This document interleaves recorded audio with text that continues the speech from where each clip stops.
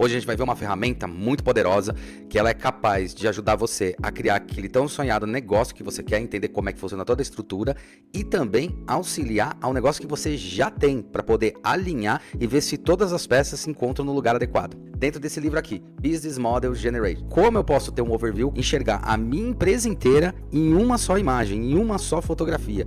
No final eu vou dar o exemplo de uma empresa grande e mostrar como é que ela funciona. Olá, meu nome é Hulk Genelli, sou designer de produto há mais de 25 anos, professor universitário e ajudo pessoas e negócios a se tornarem mais inovadoras e criativas através das ferramentas de design. Eu vou mostrar esse canvas, sugiro, imprimir, é um quadro bem grande, sei lá, tamanho A2, tamanho A1, para poder sempre enxergar isso daí de uma maneira clara e também poder modificar ou ver onde você pode mexer sem afetar a estrutura base da sua empresa. Eu vou deixar aqui embaixo o link na descrição, principalmente do Business Model. Esse livro é um livro legal porque é um livro de consulta. A gente pode dividir esse Business Model todas essas áreas aqui. Eu acho que é um livro que é interessante você ter na mão. Você abre, já consulta, tem aí embaixo na descrição. E você comprar pelo link, ajuda o canal a ele se manter ou a crescer esse canal, além dos outros dois que eu já tenho. E o livro ele abre até com um negócio curioso, são as 7 faces da inovação no modelo de negócios. O executivo, o chefe, a empreendedor, o investidor, o consultor, a designer, o empreendedor meticuloso. São as 7 faces de pessoas que têm características de inovação. Não esquece de dar joia aí, tá? Dá like aí, segue o canal, que isso é importante pra gente, beleza? Pra gente o mais importante primeiro é a proposta de valor, é o que você quer ofertar, tá? Aí a gente consegue localizar quem são os possíveis clientes que podem absorver aquilo que você pode produzir, os canais de distribuição e onde você pode vender, revender, quais canais de comunicação, a relação que você vai ter com o seu cliente, curso-chave, então o que eu preciso de um espaço para que isso aconteça, quais são as pessoas-chave que eu preciso, quais são as atividades-chave para que ele exista, quais são as parcerias que eu posso estabelecer. O terceiro ciclo a gente fecha, tá vendo? Tá em verdinho aqui com estrutura de custo e fonte de receita, que é a mesma coisa, quanto vai custar e onde eu posso ganhar dinheiro nisso. O seguinte, o primeiro a gente está falando sobre o coração, tudo que está envolvendo o porquê existe a empresa. Lembra do Golden Circle? Por que existe a empresa? De que maneira ela existe? Para quem ela está entregando valor? De que forma ela está entregando? Então a gente está falando aí do coração, as emoções, as relações. Dá um exemplo, Mercado Livre. A relação emotiva que o Mercado Livre tem diretamente com o seu cliente é uma entrega eficiente, garantia de entregar o produto. O outro lado a gente fala muito sobre o cérebro. Então a parte racional, a racionalização, onde a gente tem que botar ali no papel, aterrissar as ideias. Aterrissar e falar, tá, para isso aqui existir, o que eu preciso? Tá? E o outro é o pulmão. Literalmente, qual é o fôlego que você tem para aguentar? Então quanto ela tem que gerar, quanto ela custa, quanto você tem, então é o pulmão. A gente fala quanto de investimento você tem. E quando a gente fala de investimento, a gente não tá falando só de dinheiro, tá? Muita gente se engana com isso. A gente tá falando também de recursos, a gente tá falando de tempo, a gente tá falando de dedicação. Isso também é, de certa forma, indiretamente, gastar dinheiro, ou investir dinheiro, vamos colocar de uma maneira assim. A gente vai dar aqui cada elemento, do 1 ao 9, as principais perguntas. Então, vai um caderninho aí, anota, mas para você entender e de repente já começar a pilotar um pouco do que é esse overview desse modelo de negócio que você tem. Proposta de valor. O que é proposta de valor? Buscar resolver os problemas dos clientes e satisfazer suas necessidades com a proposta de valor. Problemas, satisfazer suas necessidades ou resolver suas necessidades, que a gente costuma dizer as dores do seu cliente. Onde dói? Qual a necessidade que ele tem? Quais são as dores que ele tem? Por que você está ofertando o que você está ofertando? Que valores nós entregamos aos nossos clientes? O que a gente está entregando para essas pessoas?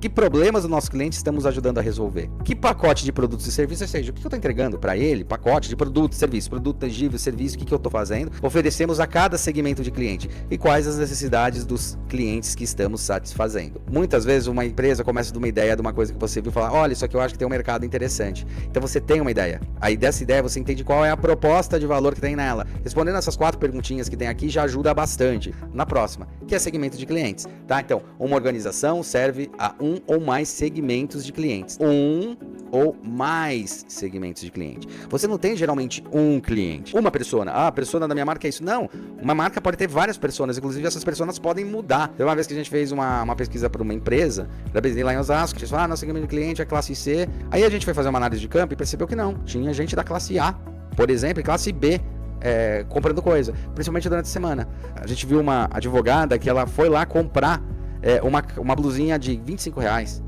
é branca, porque ela tinha sujado com o café a blusa que ela tava. E ela foi na Besni e viu uma blusa muito legal e tal. Daí a gente falou, tá, você trabalha com o quê? Pô, já era advogada, já era formada, já fazia grandes negócios, grandes contratos. O segmento de clientes às vezes tem a ver não só com o que você vende, mas o momento em que está sendo vendido, a necessidade. E aí numa dessas buscas a gente também achou um molequinho, tipo 7 anos, que ele tinha um canal de YouTube, ele sugeria qual era o tipo de roupa que a pessoa ia usar com aquele dinheiro que tinha em mãos. Então ele falava como se vestir bem com X dinheiro que tem na mão. Ele ia na Besni e mostrava. Tá vendo como tem vários nichos? Para quem estamos criando valor, tá? E quem são nossos clientes mais importantes. Próximo a gente fala sobre canais. As propostas de valor são levadas aos clientes por canais de comunicação, propaganda, tudo que está relacionado a isso, que tipo de propaganda eu vou fazer, distribuição, então como é que eu vou distribuir isso, de que maneira vai chegar até meu cliente, e canais de venda. Vendas a gente está falando on-offline, assim, resumidamente on-offline. Aí como você descobrir isso? Através de quais canais atingimos nossos segmentos de cliente, quais gostaríamos de atingir, como podemos alcançá-los agora, então qual que a gente quer atingir, qual que a gente atinge, qual a gente gostaria de atingir, como a gente pode fazer para alcançar eles, como estão integrados aos nossos canais, então de que maneira eles estão fazendo a relação com o canal, será que eles estão no Instagram vendo? Será que eles estão vendo unboxing no YouTube? Será que eles estão indo em loja? De que maneira eles estão se relacionando? Quais funcionam melhor? Então, quais desses estão funcionando com mais eficiência? Isso de teste e pesquisa. Quais têm melhor custo-benefício? Custo-benefício para a nossa empresa. E como estamos integrando as rotinas dos clientes. Quarto, a gente está falando relacionamento com o cliente estabelecido e mantido com cada segmento de cliente. Que tipo de relacionamento cada um dos nossos segmentos de clientes espera que estabeleçamos com eles? Então, o que os nossos clientes estão apontando que gostariam de esperar de nós, ou esperam da nossa empresa. Aqui entra um pouco daquela historinha de cliente ter razão, mas, cliente não tem sempre razão. Isso é um negócio bem delicado. O cliente não é sempre que o cliente tem razão. Ele tem razão dentro dos aspectos que a sua empresa está propondo. Por exemplo, ele está fazendo um escândalo, ele está fazendo coisa errada, ele está exigindo coisas erradas, ou ele está até falando coisas erradas em lugares errados. Tá? Então tomar muito cuidado, não é o cliente que sempre tem razão, você tem que entender que é seu segmento de cliente, entregar todos os valores para ele, e na hora que for analisar, óbvio, tratar todo mundo sempre super bem, ninguém tá falando aqui para destratar, claro, tá? Eu quero quebrar esse paradigma, eu falo muito isso para as empresas que eu faço consultoria, para os meus clientes, tá? Como empresários, como clientes e também para os meus alunos. A curto prazo parece que você ganhou a briga, mas a longo prazo você perde parceria, perde proposta, perde possíveis conexões, você perde muita coisa. A Apple tem mundialmente isso, eu sei que nos Estados Unidos funciona muito forte, nos outros países eu não vou dar certeza nem nada, nos Estados Unidos eu sei que funciona forte, no Brasil tinha. Quando eu quebrava um aparelho da Apple, um iPhone, um MacBook e tal, você poderia levar em algumas lojas licenciadas, você entregava seu iPhone, eu lembro que o meu ele tinha quebrado mesmo, tinha entrado água, tinha dado uma danificação, entreguei o iPhone 3GS, é antigo, né? Dessa época, e levei lá e os caras me deram um iPhone novo. Tá? Sem cabo, sem nada, igual do jeito que eu entreguei eles deram, porque eles reutilizam esse iPhone, levam, consertam, né? E eles vendem um novo pra você. Às vezes é novo, eles trocam. Eu acho que você faz você dava uma pequena parcela, mas era uma parcela insignificante. Igualzinho, mesmo modelo. Beleza. E isso acontecia pra quê? Quebrou, eu tenho locais pra fazer a famosa coleta reversa, que daí eu reaproveito, consigo não descartar, toda essa lógica de descartabilidade. Acontecia com o MacBook, acontecia com um monte de coisa. Brasileiro, se achando muito esperto, tá? Isso eu acho bem bobo do brasileiro, acho bem ridículo. É bem ridículo, né? Um espertão, você acha o esperto. Pegava um computador que achava jogado e ia lá e falava, olha, meu computador quebrou. Pegava um novo, aí vendia. Começava a fazer um subnegócio em cima disso. Você fala, nossa, cara esperto. Não é esperto, isso não é esperteza, isso é idiotice. A Apple falou, não vou mais fazer essa operação no Brasil. Então hoje, a gente não tem uma operação que já tinha há mais de 10 anos atrás, que era a operação de você trocar se você tivesse quebrado mesmo o seu telefone. Eles começaram a perceber e falaram, chega, os caras estão sacaneando a gente. Vocês têm que entender o quanto não foi, o quanto a gente perdeu nesses vários anos que não tem mais isso. Antes você tinha uma garantia, quebrou, você podia levar, eles faziam uma análise, perguntavam e te entregavam, você voltava no dia seguinte ou uma semana depois, eles falavam, tá aqui, realmente aconteceu, tá aqui o produto, entendeu? Então aqui, né, relacionamentos, então, quais já estabelecemos, quais relacionamentos a gente estabelece, né, com cada segmento de cliente, qual o custo de cada um, então quanto custa fazer esses relacionamentos com esses clientes, com cada um desses segmentos de cliente, tá? Como se integram ao restante do nosso modelo de negócio. Por exemplo, às vezes você contrata uma empresa de mídia para poder fazer a mídia da sua empresa no Instagram, por exemplo, dando um exemplo que é bem comum hoje em dia, e você tem que ver, será que está se relacionando da maneira certa? Será que ele está fazendo a busca certa? Qual a diretriz que você vai passar? Grandes empresas têm diretriz para isso. Quem já fez fornecimento para grandes empresas, tanto de produtos quanto de serviços, sabe quanto elas são, entre aspas, chatas, na questão de tipo, não, é assim que a gente comunica, não assim. E elas estão certas, porque elas têm que comunicar direitinho com cada segmento de cliente. Bom, aqui a gente entra, né, naquela parte que a gente fala do cérebro. Aqui é oficialmente racionalizar as coisas. Os primeiros são recursos-chave. Eles são aqui, ó, os recursos principais ou chave. Lembra aquilo que eu falei? Principais ou chave. Chave é o que é fundamental para a existência, tá? Os recursos-chave são os elementos exigidos para oferecer e entregar os elementos previamente descritos. Resumindo, quais são os recursos, o que eu tenho que ter de recurso físico, de fisicalidade, de espaço, de recurso. Então, para minha empresa fazer o que faz, celular, quais são os recursos-chave para que isso aconteça? Que recursos principais nossa proposta de valor requer? Nossos canais de distribuição, quais são os recursos que a nossa canais de distribuição precisam? Nosso relacionamento com o cliente, quais os recursos que eu preciso para o relacionamento do cliente e quais são os recursos que eu tenho para fontes de receita, da onde eu vou gerar dinheiro, beleza? A mesma coisa, atividade-chave. Então, atividade-chave são as funções e atividades fundamentais para a existência do negócio. Aqui é a ação, dando um resumo bem por cima. Essas duas, vocês podem ver que as perguntas são muito similares. É que atividade-chave, nossa proposta de valor requer, nossos canais de distribuição, relacionamento com o cliente e fonte de receita. Se você olhar um e o outro, pô, eles estão fazendo a mesma pergunta. Por quê? Porque ele divide ali para ficar mais no Canvas, a gente divide para ficar mais fácil entender o que é recurso físico, um produto, e o que é recurso intelectual. Então, se eu preciso de um caminhão do canal de distribuição, eu preciso de um caminhoneiro como atividade. Sacou? Se eu preciso de novos produtos desenhados, eu preciso de um designer para fazer isso. Se eu preciso de um software, eu preciso de um especialista em software. Sacaram? Entenderam? Porque eles são muito interrelacionados, porque um fala sobre o objeto que eu preciso e o outro o intelecto. No outro, que também tem bastante a ver com isso, que são as parcerias-chave. E daí, olha só que interessante, aqui muda um pouquinho, porque o que acontece? Algumas atividades são terceirizadas e alguns recursos são adquiridos fora da empresa. Isso quer dizer o quê? Aquele exemplo do design. Será que contrato um designer ou será que eu chamo uma empresa parceira? Dando exemplo prático disso, o que acontece? A Natura precisa desenvolver uma linha Amor América, que ia contar com 5 produtos nessa linha, tá? No final das contas, acabaram fechando em 3 produtos, tá? Porque a gente conseguiu otimizar, tem um monte de coisa, não vou explicar muito. Bom, ou me siga lá no Instagram, talvez eu já tenha explicado. Ela contratou uma empresa, que é a empresa Design com Z, empresa de design gráfico, para poder fazer a parte do gráfico, tipo, qual era a fonte que eu ia usar, a cor, tom, o cartucho, que a gente fala a embalagem de papelão, aquela embalagem que vem no perfume, né? Chama cartucho, tá? Mas eles precisavam desenvolver formas também, shape dos produtos, que foi os shapes que a gente tá passando aqui em cima, estudou, conceituou, entendeu, até chegar nos produtos finais. Internamente ela tem designers de produto e designers gráficos, mas eu preciso contratar uma empresa externa para pensar fora da caixa. Que é literalmente isso, pensar fora da empresa, pensar fora da caixa. Pensar em novas formas, novas possibilidades, enxergar sobre um outro olhar os clientes, abrir possíveis mercados. Então, empresas de design externos, por exemplo, isso eu posso cravar, porque eu tenho uma que faz isso, elas dão muito mais refresh, elas vão repensar e vão olhar sobre um olhar distante, um olhar de fora a empresa. Distante parece que tá, né? Mas o olhar de fora a empresa, né? É um pouco da lenda do elefante, né? Cada um via uma parte do elefante muito de perto, descrevia, e no final era um elefante. Um falava que era uma cópia, você estava vendo o rabo, outro falava que era tal coisa, sabe? A história do elefante, a gente vê de longe. Então essas empresas, as grandes marcas, elas já entendem isso. E algumas pequenas marcas também já entendem isso. Pagando para ela, investindo para ela fazer essa pesquisa, para me achar novos mercados e novas possibilidades. Para eu não ficar engessado, porque a minha empresa já cresceu e eu tenho outras coisas para tomar conta, tá? Vários escritórios de design me contratam para, essa parte aqui que é desenvolvimento para frente ali e detalhamento não é comigo. Então, como é que eu vou viabilizar isso? De que maneira? Com as melhores formas de produzir e assim por diante? Inclusive, usando uma técnica que eu desenvolvi há mais de 25 anos atrás, que é o porcótipo, né? Que é o protótipo porco, ou protótipo rápido, ou protótipo sujo, rápido e barato, que é o porcótipo, tá? E eu tô finalizando um livro, vai estar aqui na descrição. Se eu já finalizei até esse vídeo lançar, tá aqui embaixo na descrição para vocês comprarem também o livro do porcótipo, tá? Uma técnica para agilizar o seu processo, tirar a ideia, né, do papel e materializar ela, beleza? Muitas vezes a gente vai fazer parceria-chave. Então, quem são nossos principais parceiros-chave? Quem são nossos fornecedores principais? Que recursos principais estamos adquirindo dos parceiros, né? E que atividades-chave os parceiros executam. Cara, quando ele falar principais e chave, é a mesma coisa. Para quem vende no Mercado Livre, por exemplo, o recurso-chave que você tem é transporte, é entrega, é delivery. Isso, o Mercado Livre tem até um sistema de estocagem. Você pode mandar para estocarem no Mercado Livre os seus produtos.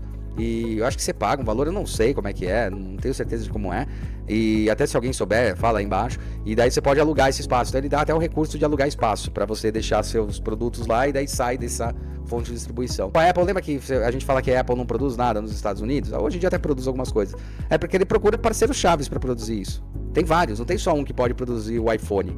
Na parte que é do pulmão, então ter fôlego para isso, que é a parte din-din, financeira, que todo mundo, dinheiro, né? Então, os elementos do nosso modelo de negócio resultam na estrutura de custo. A gente pensa em custos, mas eu gosto de pensar quais são os investimentos que eu preciso fazer para isso. Porque se é custo, a gente tem um problema. Sem investimento, não. Então, quais são os custos mais importantes em nosso modelo de negócio? Ou quais são os investimentos mais importantes no nosso modelo de negócio? Onde eu tenho que investir melhor? Né? Eu tenho que investir em máquinas, em pessoas? O que eu preciso? Que recursos principais são mais caros? Tá? E quais atividades-chave são mais caras? Para entender como funciona esse modelo. E aí a gente chega... As fontes de receita é resultado das propostas de valor oferecidas com sucesso aos nossos clientes. Cara, isso aqui é muito importante. Se eu entreguei a proposta, entreguei o porquê da maneira adequada, eles vão querer mais o meu produto. Se eu não entreguei, ferrou. A casa caiu. Literalmente isso. Então, quais valores nossos clientes estão realmente dispostos a pagar? O que nossos clientes estão querendo pagar? Pelo que eles pagam atualmente, como pagam, tá? Como preferem pagar, tá? E o quanto cada fonte de receita contribui para o total da receita. A Apple vende vários tipos de produto, inclusive serviço, não vende a nuvem, não vende o iTunes, coisas no iTunes. Então, quanto eles estão pagando, de que maneira eles usam, de que maneira eles vão usar. Eles têm fonte de receitas do produto, então eu vendo, vou falar do iPod, especificamente, que na época o iPod estava bombando também. Eu vendo o iPod como um produto, mas onde eu também ganho receita pra caramba é no iTunes.